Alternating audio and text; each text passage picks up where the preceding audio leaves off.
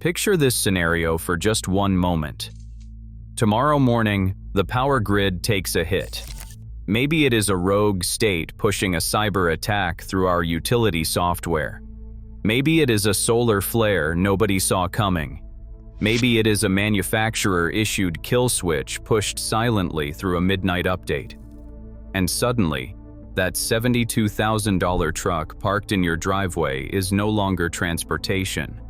It is a 5,000-pound aluminum coffin with leather seats. Not a single pedal responds. Not a single door unlocks. Not a single headlight flickers. Because the thing you were told was a truck was actually a rolling data center wearing a chrome grille.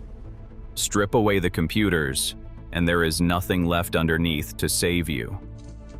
Meanwhile, in barns scattered from Montana to Alabama, quiet men with grease under their fingernails are firing up 30-year-old machines like it is any other Tuesday.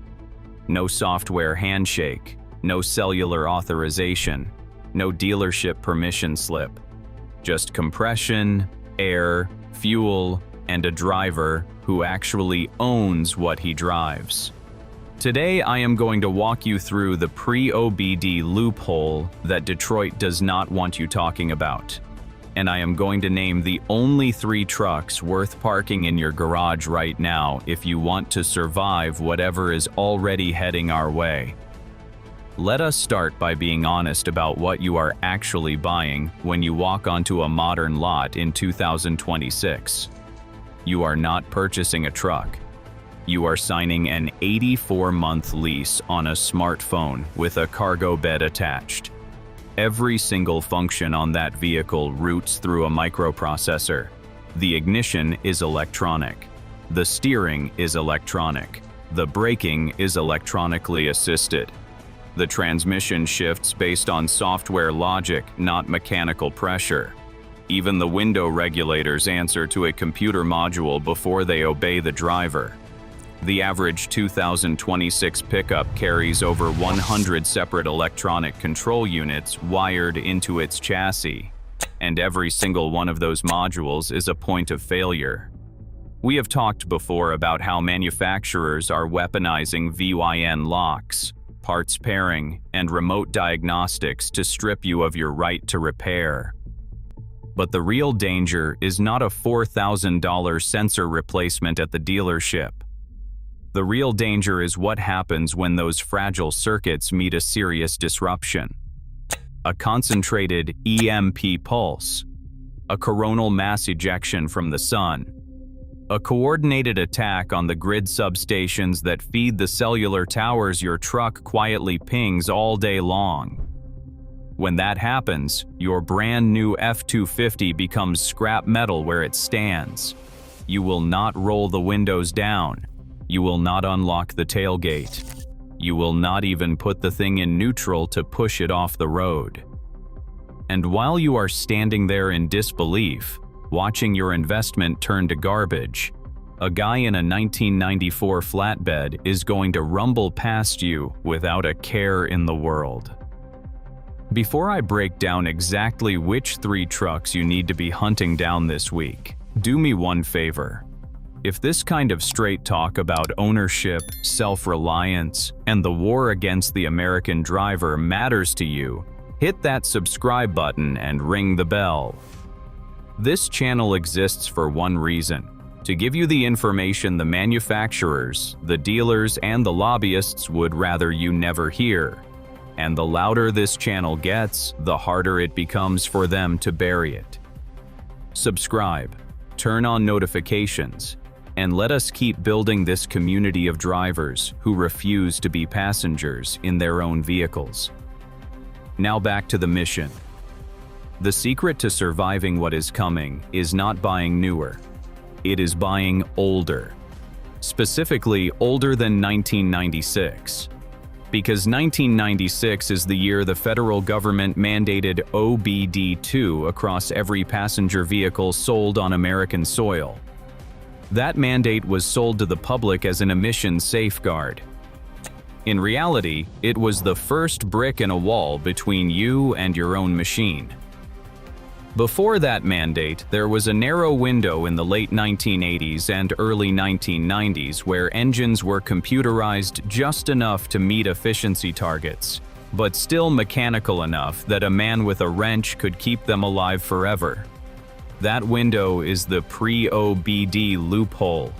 And inside that window live 3 specific trucks that every serious prepper, homesteader, and grid skeptic mechanic is quietly hoarding right now. Let us start at the top of the mountain. The undisputed king of this entire category is the 1989 to 1998 Dodge Ram, equipped with the 5.9-liter 12-valve Cummins diesel engine. If you are building a vehicle fleet for a grid-down future, this is the holy grail. Nothing else comes close. Modern diesels have been strangled to death by regulators and lawyers. They run on diesel exhaust fluid. They depend on a forest of emission sensors. They inject fuel through high-pressure common rail systems that cost more to replace than a used Civic. The 12-valve Cummins laughs at all of it. This engine is a 1,100-pound slab of industrial Indiana iron, designed originally for agricultural and marine use. It was dropped into the Dodge chassis because Chrysler needed a heavyweight diesel fast, and Cummins already had one sitting on the shelf. The configuration you specifically want is the 1994 through 1998 second-generation model equipped with the Bosch P7100 inline injection pump, known in the community simply as the P-pump. The P-pump is not a computer. The P-pump is a camshaft. It is gear-driven directly off the engine, and it meters fuel to each cylinder through pure mechanical timing. There is no electronic control module telling it what to do. There is no digital signal governing injection pressure. The entire engine requires exactly one electrical wire to run, and that wire feeds the fuel shutoff solenoid. Here is where it gets beautiful. If an electromagnetic pulse ever takes out that solenoid, you do not need a tow truck. You do not need a diagnostic scanner. You walk out to the engine bay, tie a piece of baling wire or even a bootlace to the shutoff lever on the pump, pull it into the run position by hand, bump start the truck in gear, and that 359 cubic inch beast roars to life and keeps running until the tank is dry. Now, I already know what half of you are typing into the comments before I even finish this sentence. Where is the 7.3-liter Powerstroke on this list? I hear you. And I want to be fair about this because the 7.3 is a genuinely great engine. Millions of them are still on the road. They are tough, they are torquey, and Ford guys love them for good reason. But we are not talking about great engines today. We are talking about engines that will survive a grid collapse. The brutal truth is that the 7.3-liter Powerstroke uses HEUI injectors, hydraulic electronic unit injection, and those injectors fire based on a signal from the powertrain control module. Kill the powertrain control module, and the truck dies where it sits. No bootlace trick will save it. No bypass will fire those injectors without a computer telling them when to open. In normal life, the 7.3 is a legend. In a grid-down life, it is scrap. That is the hard line, and I will take the heat for drawing it. Drop a comment and tell me which side of the fence you are on. Am I right about the 7.3 being out, or do you think there is a workaround that keeps it alive when the lights go out? I genuinely want to read the arguments, because this is exactly the kind of conversation that keeps this community sharp. The play is the 300 inline-six, an engine so unkillable that Ford used the exact same block in UPS delivery vans, industrial wood chippers, agricultural tractors, forklifts, and standalone power generators. There is a reason companies that cannot afford downtime chose this motor for decades. You literally cannot wear it out under normal conditions.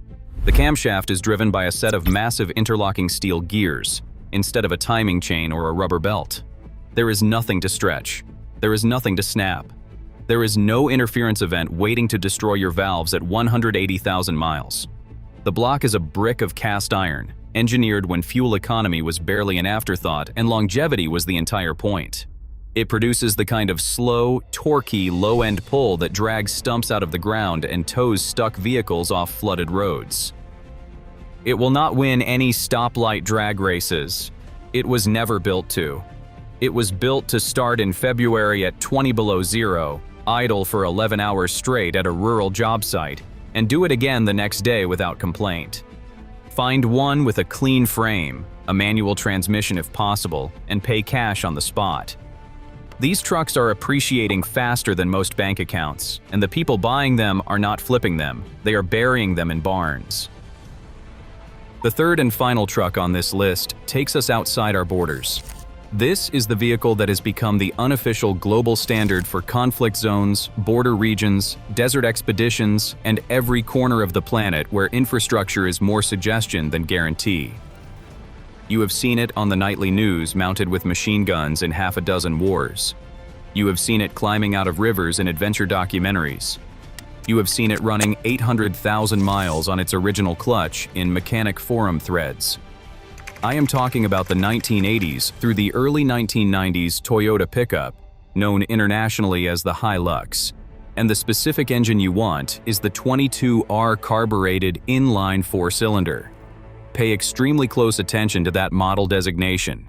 You do not want the 22RE. The E stands for electronic fuel injection, which means a computer, sensors, and failure points we are specifically trying to avoid. You want the plain 22R with the ISON carburetor bolted to the top. This engine is an exercise in mechanical minimalism. There is no wiring harness of any consequence. There is no mass airflow sensor waiting to fail. There is no electronic throttle body, no knock sensor, no oxygen feedback loop. Fuel and air are mixed through pure physics inside a simple float bowl and a set of jets. When something does go wrong with a 22R out in the middle of nowhere, you fix it with a flathead screwdriver, a pair of needle-nose pliers, and 20 minutes of patience. You do not need a scan tool. You do not need a subscription. You do not even need a service manual because every field mechanic in 30 countries has rebuilt one of these blindfolded. The truck itself is light, narrow, and nimble enough to pick its way through washed-out roads and collapsed infrastructure, where a modern full-size pickup would simply get stuck and die. It barely sips fuel. The frame will rot away into orange flakes long before the 22R ever throws in the towel. Clean, rust-free examples are disappearing fast from the used market, and the prices have roughly tripled since 2019. If you find one with a straight frame and a solid bed, buy it. Do not hesitate. Do not negotiate yourself out of the deal. We are living through a moment in history where the very concept of ownership is being quietly erased from American life. You do not own your phone. You do not own your software. You do not own the movies on your streaming accounts. And increasingly, you do not own your vehicle either. Automakers, insurance carriers, software vendors, and regulators all want the exact same thing. They want you permanently dependent on their infrastructure, their updates, their dealerships, and their permission. They are engineering every new truck coming off the line to be fragile by design, traceable by default, and completely reliant on a digital grid they ultimately control. When you drive a 2026 vehicle off the lot, you are not the owner. You are a tenant with a monthly payment. But when you buy a 12-valve Cummins Ram, an OBS Ford with the 300 inline-six, or a carbureted Toyota Hilux, something fundamental changes. You are buying a machine that belongs to you and only you. No module to update, no signal to authorize, no corporation standing between you and your own ignition key. These trucks are vanishing from Facebook Marketplace and small-town classifieds at a speed that should tell you everything. The preppers know. The veteran mechanics know. The quiet farmers with 3 of these things lined up under a tarp behind the barn absolutely know. They understand that when the grid fails, when the screens go dark, when the dealership doors get chained shut, the only currency that is going to matter is pure, uncompromised mechanical reliability. Stop signing 84-month loans for plastic computerized traps that spy on you. Find the rust-free analog beasts while they still exist. Buy them in cash. Learn how to turn a wrench. And take back the independence they have been slowly stealing from you, one software update at a time.